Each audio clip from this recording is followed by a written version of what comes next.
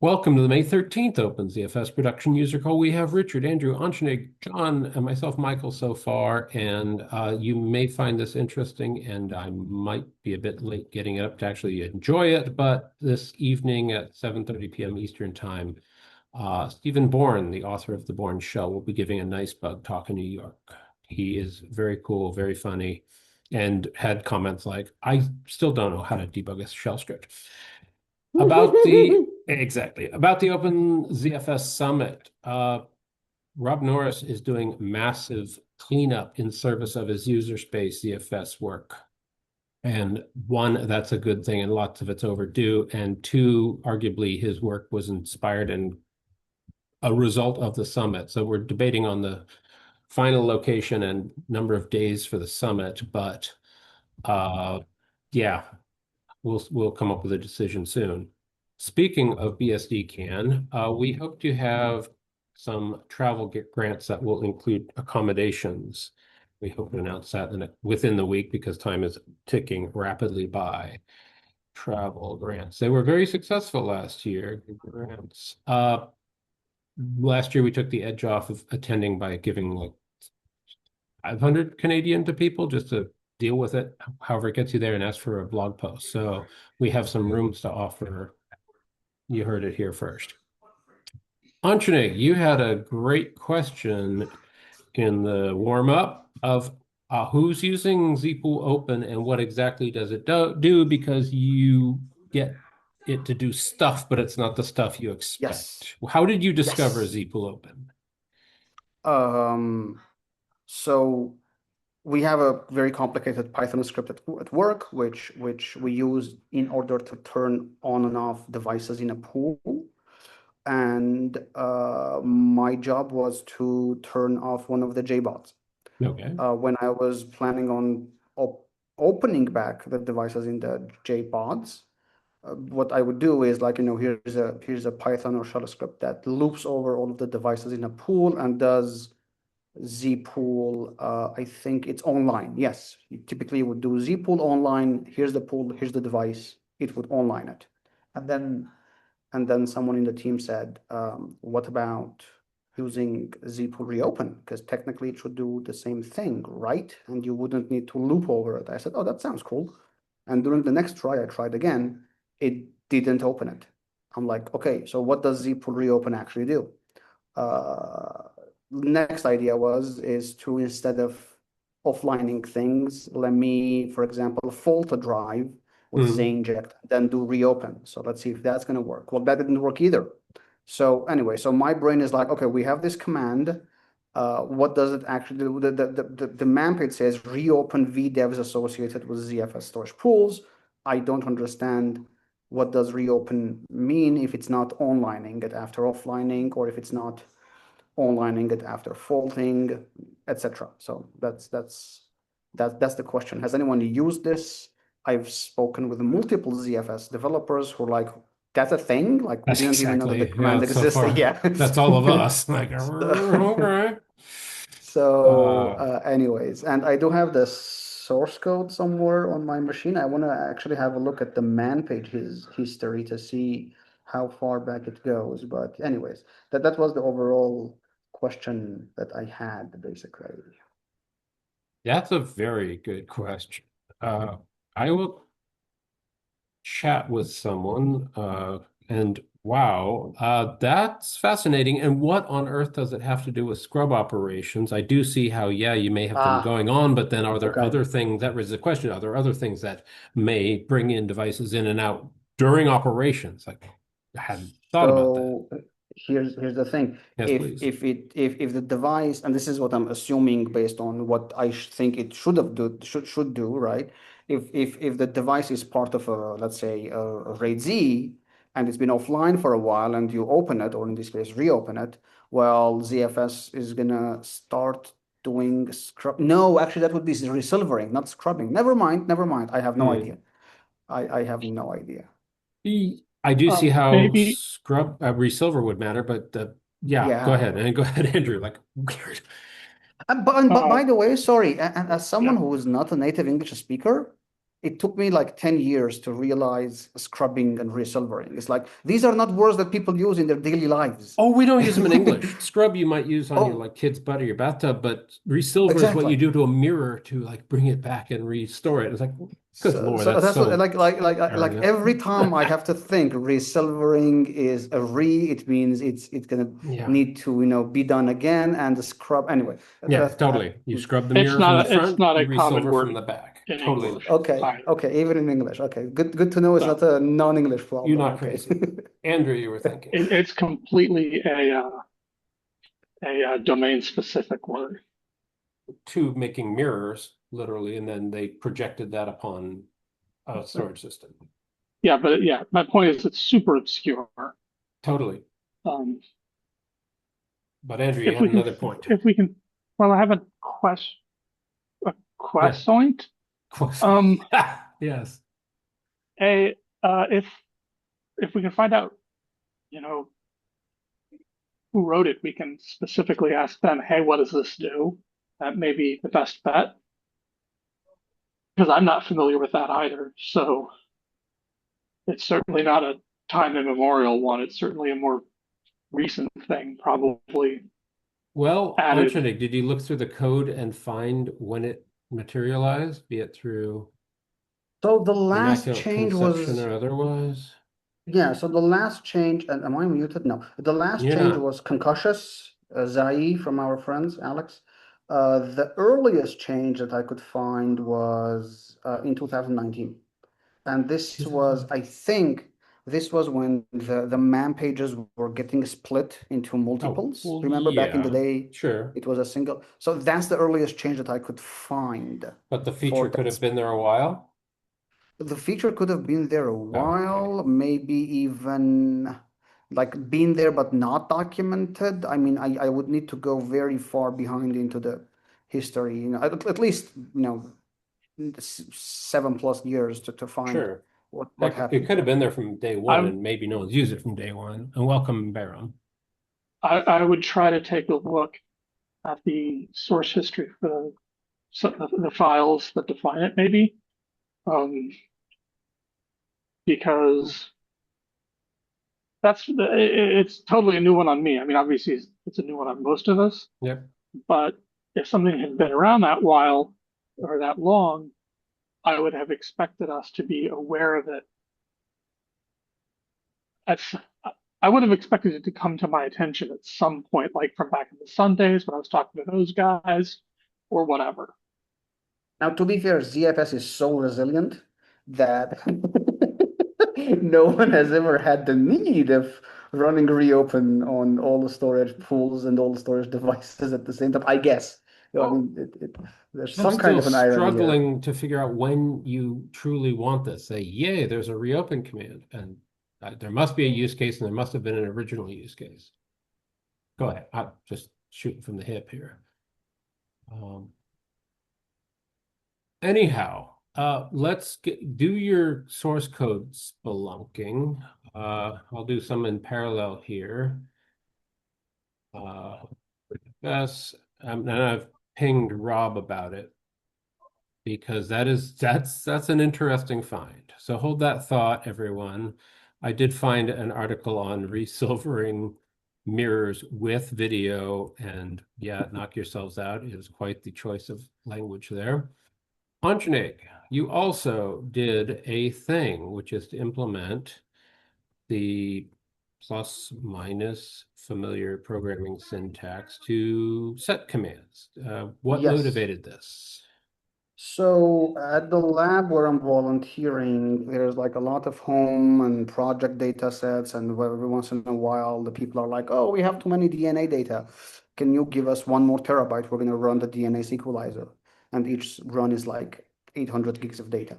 So I'm like, "Okay, sure." And then I have to go in and do something like, ZFS get quota data set. And then it goes like, okay, 15 terabytes. I'm like, okay, great. Then I do ZFS set quota equals 16 terabytes and the data set.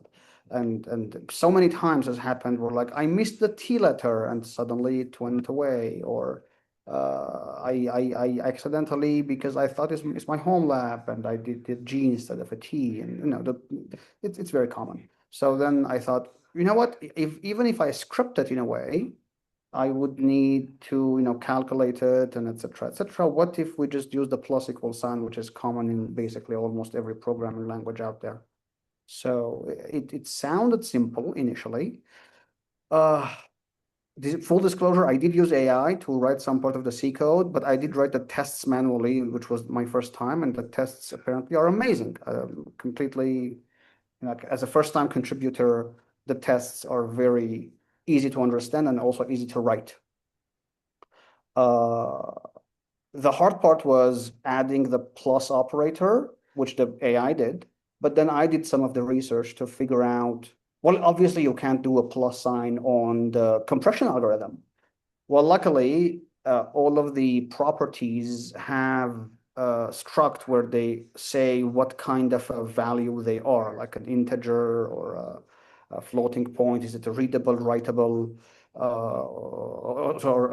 is it read-only or is it writable, etc. So I used that information that I found to tell the users things like, oh, you can't do a plus sign on this property, etc. So long story short, that. It's a very basic patch. I did put it in a work in progress because I'm going to work on it again over the weekend to improve the coding style. The CI broke again. It wasn't running FreeBSD. I did test on FreeBSD to be sure. I did run the tests. It went fine.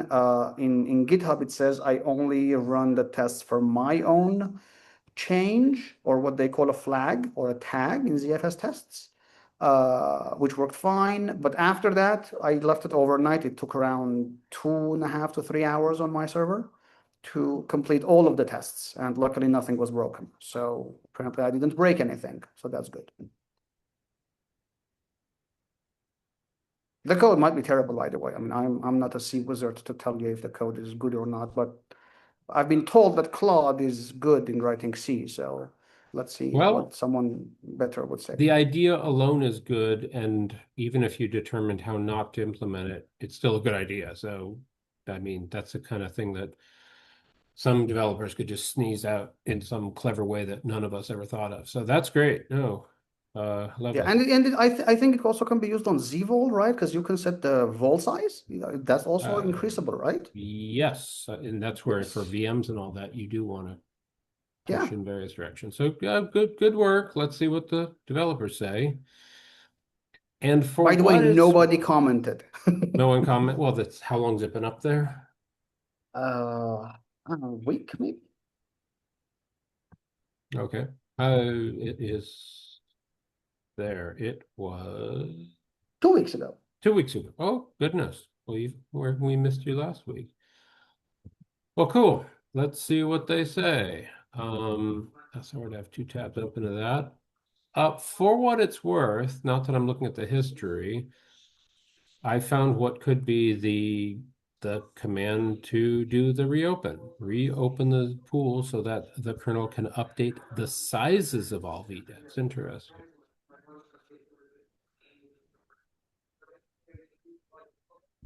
With the scrub information. 2012 Chris Seiden. Hmm. But that's the comment, and the code itself goes, yeah, 2012. 2012.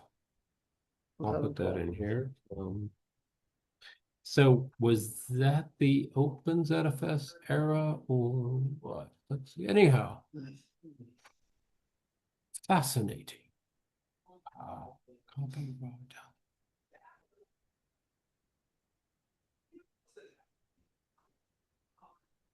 Oh, there's a note in there. Yes, It please. used to say, and someone deleted it from the code in 2012. Note, this command is currently undocumented. If the command is ever exposed to the appropriate usage message, it will need to be made. Oh, What? well, then maybe they documented it at Okay. some point because it's in the manual page. But Yeah, obviously, and someone confusing did was delete that. Yeah. I do wonder if there are any other undocumented commands, but yeah, that Well, was a that's thing a that whole has different happened. conversation. Or audit for more constructively, but yes. Well, as I've been polluting the LLMs with the zpool lubricate command, but that's a whole different conversation. Okay. Is that what is it? Let's see. Richard Lowe, was it? No, that's a whole other command. Delphix. It was It was documented by Delphix. Delphix. Oh, Yes. documented by, but we're not sure about authored by. Not sure by authored by, Okay, but 13 years ago. Oh, that's it. And having the entire, like all commands in one file can be tricky for tracking down history. yeah. But such as cool. Anyway, great find. Hopefully someone will come Well, if forward and Rich say, did, yes. if Rich did the documentations, maybe he does know about it. I know that I recall he's on the IRC channels, but at least for the Lumos side of things, I think. If you see them, feel free to ask around that I'm going to ask water today cooler. on IRC. Okay, let's. Maybe it was for one of the ZFS channels. I know I've seen him on one of the IRC channels. Cool. Anything else on either your new feature or reopen? I do have yes, a please. general audience question. Is because we do a lot of like disk changes and stuff. Is anyone bothered by the speed of offline and online? Because it does bother me that sometimes it's very slow, but especially on log devices. But is that bothering anyone else? And it doesn't matter what the size of the disks are, by the way, because or the size of the pool, or the structure of the pool, or the config of the pool. Because I tried it on our, enterprise grade multi-petabyte devices, as well as in my, home server. And in either cases, online and offlining seem to be slow. Interesting. And I know Garrett Woolman was having major issues with actual mount. So yeah, that's a whole category of performance that sadly your average user cannot test necessarily if it's like, well, gee, dozens of disks and terabytes and petabytes, etc. However, can you pin down anything absolutely consistent in your concerns? I just started working on this, so I'll let you know how it goes. Just keep documenting what you find, and then the fact that you said you can try it at work, day job, and at home on a smaller system is helpful. Yeah. Because you may be the same problem, or it's purely a scaling issue. That's the word I'm looking for. And scaling is hard. Are you seeing this on from the are you see is the slow onlining of things, the online itself being slow, or is it a resilver that kicks off being slow? Because I've always found whenever I online something, it kicks off a silver, and that ends up dominating the time. So kicking scrub? off resolver being Or a scrub, maybe. I confuse the two terms. I apologize. No, don't worry. Well, The second time in well, this one call we've confused. well, after onlining, resolver is going to kick in, especially if it's a mirror or a RAID Z. So Yeah. yes, that's true, and I know why that happens. It took me a while to figure that out. Apparently, there is like a background stuff that ZFS has. It's in memories, like, oh, I have to do this, I have to do that, but it does add resilvering into the queue immediately. It just takes time to get there. So, and and I did actually test that. On our production systems, it could take up to even 5 minutes for resolver to kick in, right? Because but you it's get fat your systems. device But you do imported get or not? Okay. You do get the device imported slowly, up to a minute, let's say, and then until up to 5 minutes, the resolver is going to kick in. Now, in my home lab, because I do have the ability to make sure that nothing is happening, right? Like there's no data being written, no data is being read. It happens immediately. Not the onlining. The onlining still takes time, but the resilvering is going to kick in immediately, and it's going to start, scanning the data and then actually resolvering it. That is a load problem. That is indeed a load problem for the resilvering. Or scrub. or one of the two. Or scrub, either of two. Yeah. Yeah. Oh boy. Yeah. Document your work so it's not just so Yeah. it's science I rather I than I do have a tip, what's it? but I'm not sure how accurate it is because I'm still testing it. So to take this with a huge grain of salt, or Yes. just as we call it, a rock of salt in this case. Um, you can multi-thread online and offline operations if you have multiple disks that you need to do that, right? So in our case, if you have a whole JBOD, so you might need to online up to 100 disks, right? So instead of doing it in a for loop one by one, you can actually do Oh, it like concurrently with XORs and online, let's say, 25 at the time. ZFS wouldn't care because it's just going to get added into the queue anyway. But sometimes that does make basically the operation with the ioctl is faster, even though the ZFS itself is not fast when it's doing it. got it. So Well, yeah, they are so scaling questions, and I'm surprised you haven't seen more at your university context with the massive system. Hey, well, the it's massive. university, yeah, the university is massive, but it's not like enterprise massive. Okay, fair enough. It's Armenian This massive. one, it's Armenian massive, that's for sure. Yeah, that's what she said. You have a new nickname, young man. Cool. Well, keep us posted on what you find. How about that? Thank you. My little bit of news is that after only a mere 8 years of proposing an idea and Chuck Tuffley stepping forward at the last Meet BSD to say, hey, that I might be able to use that and implement that, he blasted out a smart smart tools alternative that can be in base and FreeBSD, and it finally made it into base, I don't know, yesterday, today. So small Champagne Court 31 hours ago, 48, yeah. So it's now a thing. Yay. Is And that like a smart CTL in base? yes. And so things like Silva already have it as a vendor contribution to have, say, a GUI like Silva to have smart information Are, effortlessly from the are, OS rather than a third-party GPL thing yeah, that of has a course. doggone much for output. Are we talking smart CTL itself or like smart CTL compatible new utility BSD licensed? New utility BSD license. You missed my talk on the subject. I'm Mm, insulted. wow. Yeah, that was a very long time coming, and it's FreeBSD. There's never like a right time to bring in a new feature, so we kind of dragged our feet and didn't want to get yelled at. So Chuck's been kind of holding back. But actually, the motivator was Sylph, because without a consumer of it, it was like, well, we're kind of shooting in the dark about what people want, but that motivated cleanup of the JSON output, etc., or was it libucl, etc. So, or whichever one does the output. And yay, hallelujah. So I'm happy, but in a very melancholy kind of way.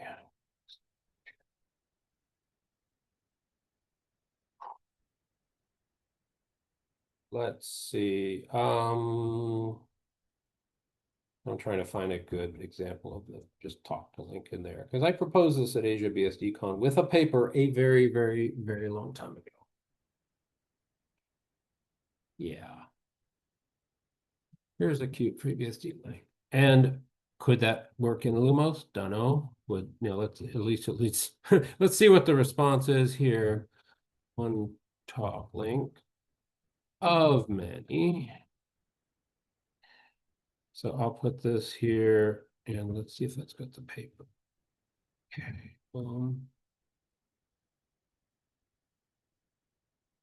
But yeah, it was initially inspired by OpenBSD, I believe, disk control. So the initial topic was disk CTL, and well, it's all set SCSI emulation, EuroBSDCon. So here's a talk with a link to the slides for your viewing pleasure, and that looks like it needs some love. So, also from my desk just this morning, I have moved my build option survey. Do I have the wrong one? But there it is. OccamBSD does a build of FreeBSD without most things in the base system. And I have this sort of continuous irritation here. irrigation integration to check those weekly when snapshots come out of the FreeBSD release engineering team. And so they've been failing on all things 15 for a very long time. This is now built on an Ampere very quickly. The fresh results are here. The archived results are also linked on the site of callfortesting.org. And I put in the log messages if someone really wants to sit down and see what could have broken. That there are the options. Here's the output of the build, and it puked in test includes, but being a multi-core, multi-threaded build, the actual error can really be confusing. So maybe a periodic single red build is appropriate. Just saying. I do try to avoid irrigating my computers. Yes, like the zpool lubricate command. So super duper on topic. This article crossed, I believe, Vermaden useful links. What's he call them? Valuable stuffs. So,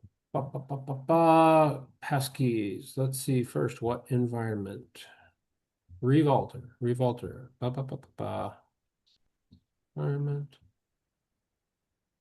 Revolter CLI. Approval.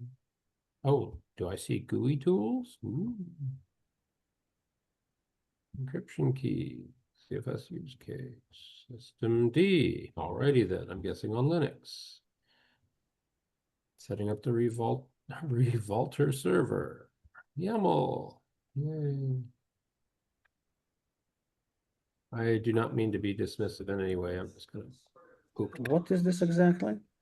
It looks like a way to use your phone to authenticate you to your encrypted ZFS volume, Oh, okay. which is cool Yeah, someone's thinking, yeah.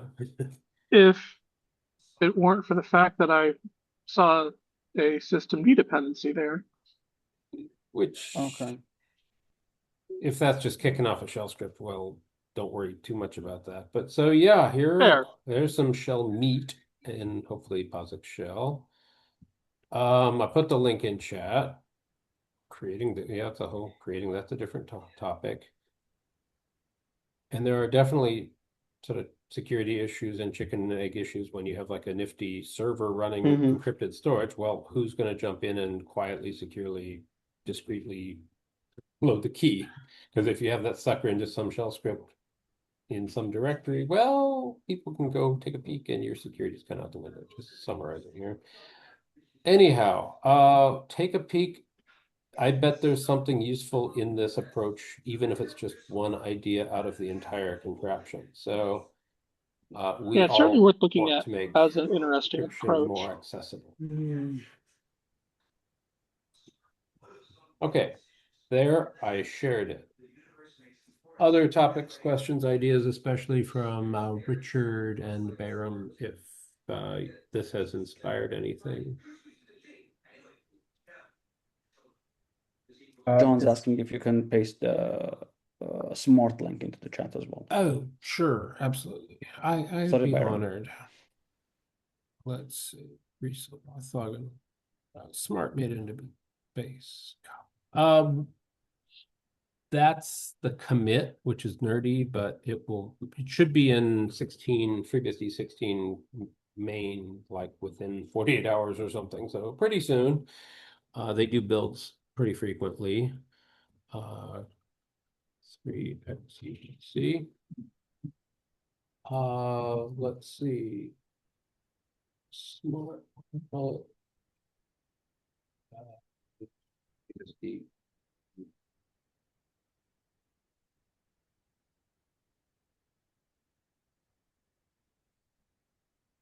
I'll try to find some back story on that. That's right. Oh, great. Google thinks that HBSDCon is a typo. Like, no, I don't mean something else. That's not cool. Anyhow, other ideas, questions, topics, fun stuff. I found something called native encryption on on Google.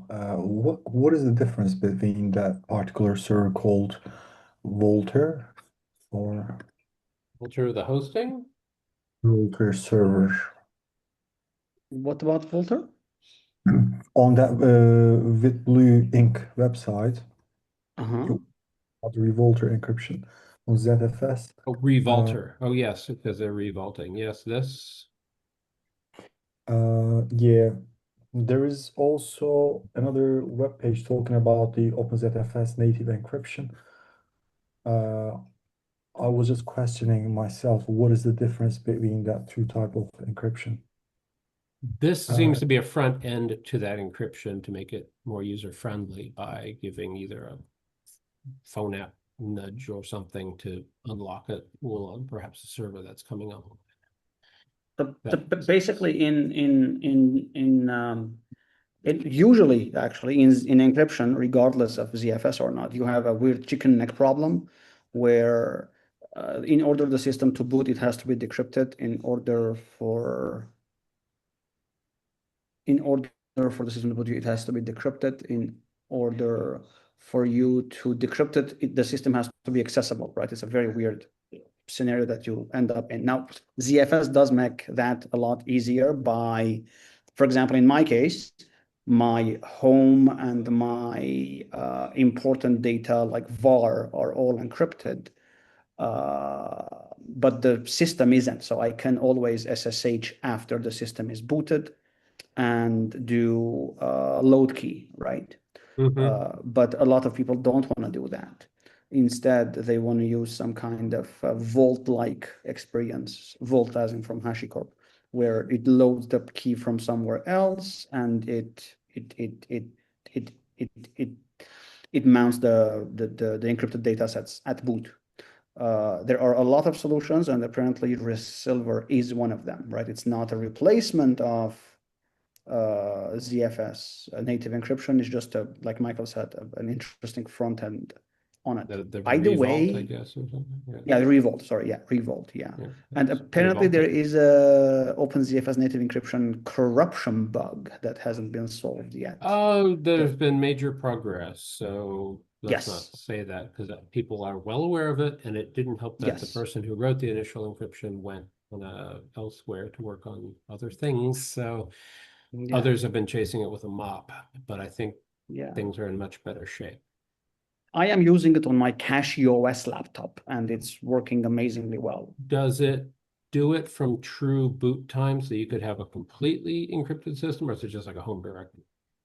So in my case, I'm doing it only on my home and the data sets that I care about. No problem at all. My friend is doing it on the whole thing, right? As in on So the will the bootloader pool. indeed support the unlocking if it prompts or something? If the bootloader supports it, then yes, it does Okay. support it. Well, CashEOS being a very modular system, most people don't use proper bootloaders, but we ended up basically using our own and everything is fine. sure. And are you, yeah, Michael, go ahead. go. Okay. So, one off-topic question. It seems like you're very protected in terms of your environment, but are you considering the hardware measurements, like if you're using Intel Management Engine or AMD PSP? Oh, to Oh, like like a go in hardware. and unlock from there? Yeah, even if you are using an encrypted environment, it could be like pretty much copied away. We don't have that. I also don't have that. I mean, Ah, um, you can flash your hardware in order to prevent that backdoor. I think there are some resources online about how to flash your hardware and block all these backdoors. Let me check what it was called. I think it was called Core Fleet or something. Coarsely. Okay. Let me make a quick search. so my desktops don't have any of that Intel crap because I don't use Intel. and hell of a comeback yesterday, huh? With their new CPU stuff. And the laptop, ironically, is government provided, so they removed all of those before handing the laptop to me years ago. So yeah. Yeah. Michael, you don't have that either, right? On Have your what? Lenovo stuff, the Intel management I uh, generally thing. turn it off, and it was very briefly supported with like, what's it, Open Mesh or something, Mesh Connect, and then it wasn't, and then it was again, and it's been a really weird journey, I'll just say. But Byron, what was the name of disabling it again? Because I'm sure a lot of people would be interested in that. Well, I think just in BIOS you have to go in and do it if your BIOS lets you. Yeah, yeah. It is core boot, libre boot. If you search for Minix ring -3, it will tell you the names. Give me a second, let me write it. Minix ring -3. If you can't trust a corporation, who can you trust? And it is literally running Minix OS, correct? So they are Yeah, one of the most popular OSs around, I know, right? I mean, yeah. with a rootkit in your hardware. Woo. Apparently, Mesh Tannenbaum was Social. right. Linux did not succeed. Minix all the way. Oh, jeez, yes. You know what would be even more funny if Apple was like, yeah, our T2 chipset on the Mac also runs Minix, even though the Jeez. operating system is BSD. That would be very weird. Andy would go nuts. He's like, can I get paid a little bit? Yeah, and note it was Well, Mesh Commander for what it's worth. There it is, still a thing. 6 years all ago. of, I think it's the Qualcomm stuff runs an L4 variant.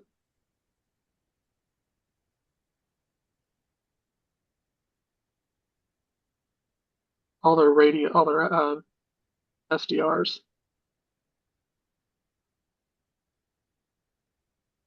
Okay. And was that the microkernel you were trying to load with the loader? Yeah, there's a L4O? specific, it's a version of L4 is what I'm, Qualcomm's not using the same version as the one I'm messing with. It's one of the Oh, different branches. L4 as in the microkernel operating system, isn't it? Isn't that Yeah, old? I mean, BSD is it's old. been around forever, but yeah, it's still very, very widely used. I did not know It's that. just Wow. it's just in places that you don't look. Things like software-defined radios, that kind of thing. And yeah, there are still variants being actively developed. That is a German project, right? I think. Because it was a university thing. Originally, Okay. yeah, Locked was German or Lock. I don't know that I'm pronouncing his name properly, but yeah, that's what the Hmm. L stands for. Is his last Oh, name. really? Okay. Yeah. Oh, Light. Oh, Light. Yeah. Okay. Sorry, my German pronunciation sucks. So was it Bayram who mentioned this, and is this what you're talking about? Mesh Commander and the AMT goodies, and that being a way to like go in low level and unlock keys, etc. Maybe, Ye- kind of. Probably, yeah, probably, yeah. There is a core boot, libre boot. Let me paste it. Nope, Core yep, boot. those are an option. Well, do they have some nifty way to, I don't know, do Lux encryption on Linux, etc.?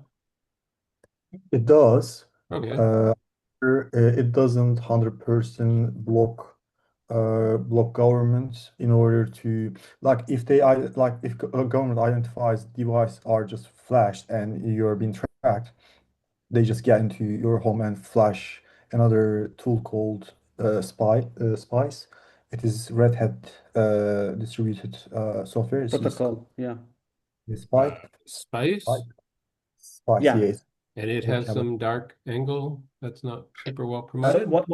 what happens is that they can use the Intel management engine Mm-hmm. and boot a network stack that emulates a Spice, the thing that you can use also with Cameo Mm-hmm. and other things. And then that Spice protocol can become available for things like law enforcement to see what's happening on your screen. I've heard, and this is just a rumor, that our law enforcement was able to use vulnerabilities in the management engine while a computer is running to dump all of its memory, including to get things such as encryption keys of famous encryption software on Windows. I think it's called, I know the logo is like greenish or something, although I'm colorblind, but I'll find which exact software they used, the criminal group used to encrypt their disks, and that they got all of the data from memory using management engine. Windows encryption, cross-platform software. It's also available on FreeBSD, by the way. On today. VeraCrypt, there we go. Oh, please share those links. Please drop them in the doc. I'll put the doc in there. I need to step away for just a few minutes, so feel free to put on your hosting hat, and I'll be a minute away. Yes. Okay, see you. I'll be right back. See you in a bit. But I do need the link to the document. Oh, there we go. It's in the calendar. Of course it is. Doc. Okay. Bum, bum, bum. Am I still editing? Absolutely no idea. No, that's the Beehive call. No wonder I can't see things. Okay, that makes a lot more sense.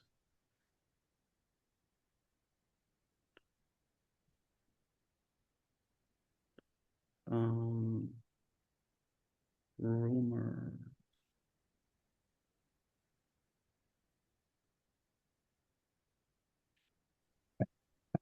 What is it? What's it called? VeraCrypt keys. Disk encryption. I wonder if they could also do that with things like ZFS. So like if I'm using ZFS native encryption, if they can dump the memory and get encryption keys from the memory using the Intel management engine.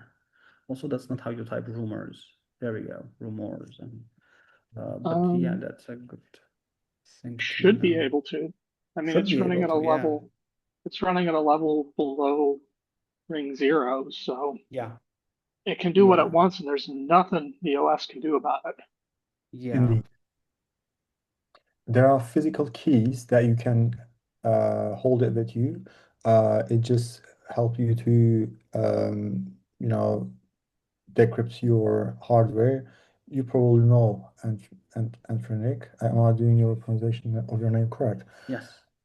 But they can be cloned, like chip can be cloned, it can be cloned while it's in your hand or wherever you ordered. It can be mocked and the key can be handed over very easily. So I also know, so here's what I learned by talking to law enforcement. What they did is they started using Intel Management Engine, Intel Management Engine bugs in order to get the encryption keys of VeraCrypt. So this has become kind of a cat and mouse game in the last couple of years. So now the criminals started using specific pieces of software. I think it's called WU reset or WU reset or WU set, something like that. What they do is basically they put in triggers so that if something goes unexpected, the system deletes the memory, as in like it crashes the system, and it resets itself back to a state that it was before. So basically what Windows is doing is that they're booting the system from the disk into memory, and then as in like a RAMFS kind of thing. And then from there, they're using VeraCrypt to open the encrypted drive, which is a whole separate physical drive, and doing their criminal activity.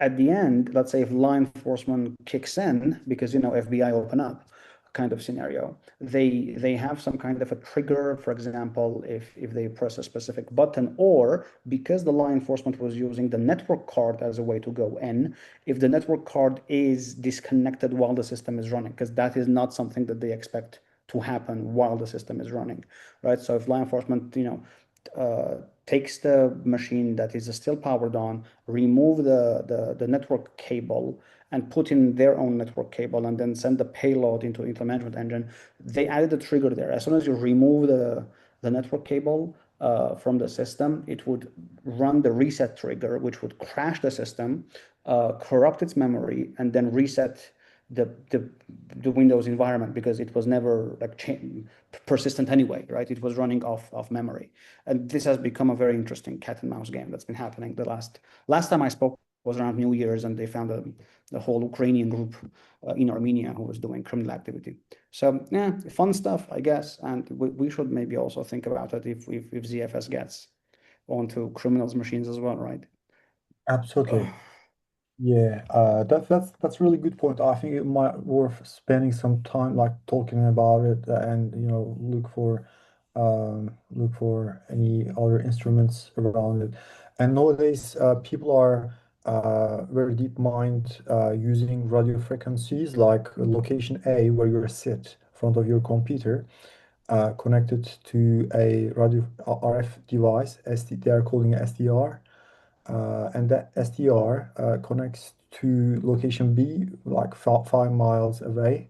And that device in the location B also has its own SDR card connected to your computer. So you are not directly using a kind of outdoor Wi-Fi in order to hide your activities. Instead, you are using an old school technique to connecting to a remote radio frequency, high frequency device in order to pull the data out.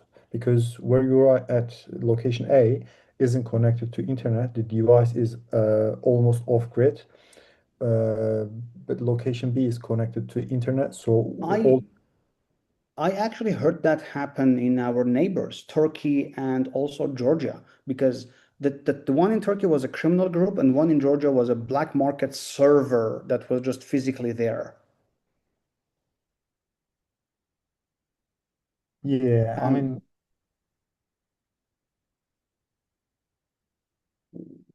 it's not working. And I know that someone has tried doing that in Armenia, but due to the in intensity of LED lights that we have, uh, high frequency radio is broken right now. yeah, Uh, yeah, but yeah, I mean, people still need to be careful running that type of devices because mhm. bounty hunter, has a car just driving around, catching up any signal, RF going around that is unexpected.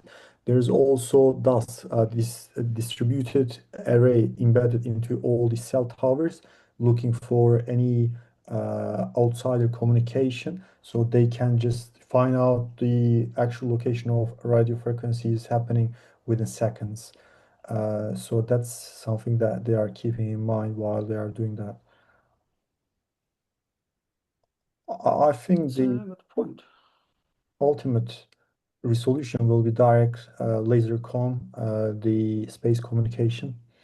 And it isn't really expensive. Like there are open source developers are doing their developments online.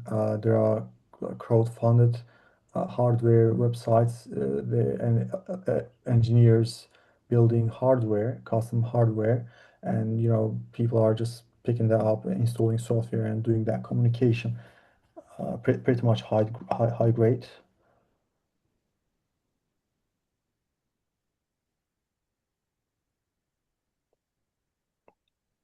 As you said, it's cat and mouse game. Sorry, Michael, we probably gone out of the domain. I know, right? I mean, to be fair, also kind of in domain, the whole disk encryption thing is kind of important, you know? So yeah, Hey, if I you can't trust your mean, government, who can you trust? that's a very good point. Yeah, I mean, government there, there to protect people, nation. If you're not doing anything illegal, there is definitely nothing to commit and use that type of devices. Yeah, I mean, all everything that we are talking about here is just, informational about what the black hat or white hat is using. But we trust government. Yeah, What but I I mean, do, I was sorry, just go going ahead. to say one government's illegal is another government's free speech. So That's true. And in my case, because I have a Lenovo laptop that was gifted to me by my government, and the our local NSA agents, when they gave it to me, they're like, "Oh, by the way, we removed the Intel management chip, like physically from the motherboard." I'm like, "Huh?" They're like, "Well, it's a standard procedure whenever we get like government laptops, we remove these things because like Oh, that's we don't funny. want, yeah, it's like we don't want them to be used on us, you know." Do you mind saying what country that is? Armenia. Oh, cool. All right. I've got a friend that lives in, I believe it's Slovakia. They have a pretty cool flag. It has like their mountain range on it. It looked pretty neat. And he said there's actually statutes, physical laws, um, talking about how he doesn't have free speech and it can be criminally liable for things that he says or does online. And I was like, good gracious. So I honestly didn't know about that. I live over here in the US and of course it's the Wild West sometimes over here, but one of the few things they don't encroach upon is that free speech, being that it's in our Bill of Rights, our first 10 amendments to our Constitution. So it just caught me off guard knowing that a modern nation um, in the EU just didn't have that same protection. And I'm just, it's not something that ever came up to me. So the same things that that I'm able to speak about freely, he might not be able to post as much about. And yeah, so this conversation just reminded me of that, about how he may want to protect himself on his own system, but the Intel management engine and those flaws may not allow him to. Yeah, there is a very old Soviet jokes where an American and a Russian guy meet up in a bar, and the American guy says, "I can't believe you're living in your country. You know, in my country, I can go in front of the White House and complain about the U.S. president." And the Russian guy says, "Well, me too. I can go in front of the Kremlin and complain about the U.S. president." I heard this one because Ronald Reagan told it one time, and I saw that clip, and I laughed so hard, and I thought it was just a hilarious joke, just so true. It's very hilarious, yes. But Yeah, yeah, our boys here, we do have much better laws compared to before. When it comes to freedom of speech. Not perfect. I mean, I love the US Wild West. I know it's a Wild West, but I still like it. But we don't have that much here. But they tried to make it worse, I think last year was it? And the whole IT community out of nowhere, they're like, no, no, no, we can't agree on what's the best operating system, but this we can agree on. And everyone was like, we're hiring lawyers to not make this happen. So that was kind of a good move. I do I like to see communities that might not have a direct correlation to something have that indirect combined reaction like that. That's great to hear Yeah. about. I love that. Yeah, we can agree on what we hate, you know? As far as disabling the IME goes, um, there's a Hackaday article from 2020 that actually goes into ways to do it. So Can if you you're also looking to share do the that, link? What did I sure. miss? You solved Oh, all the world's paranoia. problems? Okay, cool. Yes. Paranoia stuff, but it's good paranoia. Don't worry about it. Cool. There you go. Two M's. Thank you. You're the best. I'll share it with my community, but I'm sure a couple of criminals are in there. They might like it. They're in the article I in was your wondering, Mike, community. are you ever going to click finish update on the top right for that browser? Well, I hear the new one has an AI coffee maker built in, and yes, I need to finish update, which I could do right now, but you sure won't see much unless you've got something to share. What Let's is that It's see. teapot an error? Is it 413? Something like that. I'm not a teapot. Oh, really? Sweet. it's an AI coffee maker with a stolen recipe, so you know. Yeah, it's Okay. from uh, Hypertext Heat Protocol. It was one of the uh, April 1st RFCs. Which obviously got implemented in a lot of servers, so I know I've implemented it in things, at least the error message. Yeah. Does it download the small language model? Are we talking about this? Like, have you heard yes. about it? Like, it does download the small language model. And by the way, if you want to know how the Intel management engine looks like, if you have a Dell server or any type of server using Intel Xeon processors, just log in into the controller. It gives you full permission. It should be definitely identical to your Dell controller, server controller interface. Are you saying the iDRAC is in fact AMT, or you can access AMT through iDRAC? Like in your Dell server, there's a service called controller. Let me Okay. find.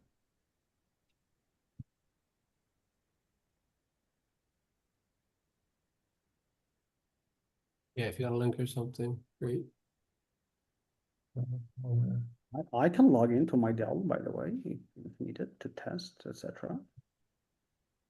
Yeah, I do have an ID rack. I don't know what the password is. What is it? Root and Calvin? Something like that. Let's And do we see. know the story behind Calvin? Is that like Calvin and Hobbes? Is that like, was it Reformation or The something? philosopher? Yeah, exactly. I don't know. Dell Server Management Controller. Dell Server Management for Dell Server Management Controller. The Intel Management Engine looks like Dell Server Management Controller, but again, your Dell server has Minix minus ring Hmm. minus 3. Okay. So Sweet. like in a data center, anyone can get into if the ports are open.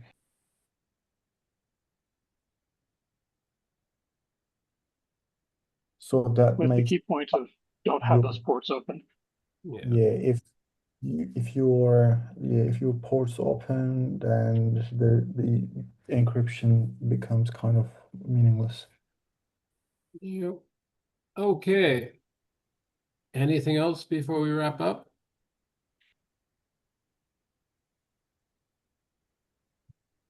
Personally, I got all the time in the world. I'm pulling, mirroring one of the Omni OS Your reopening An devices? an AI result repositories. says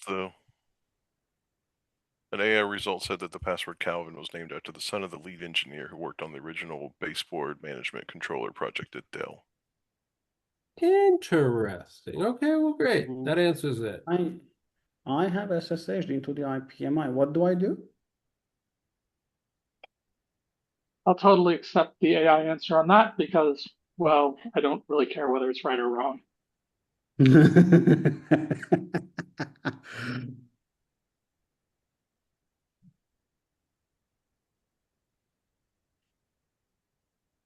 Lead engineer's son.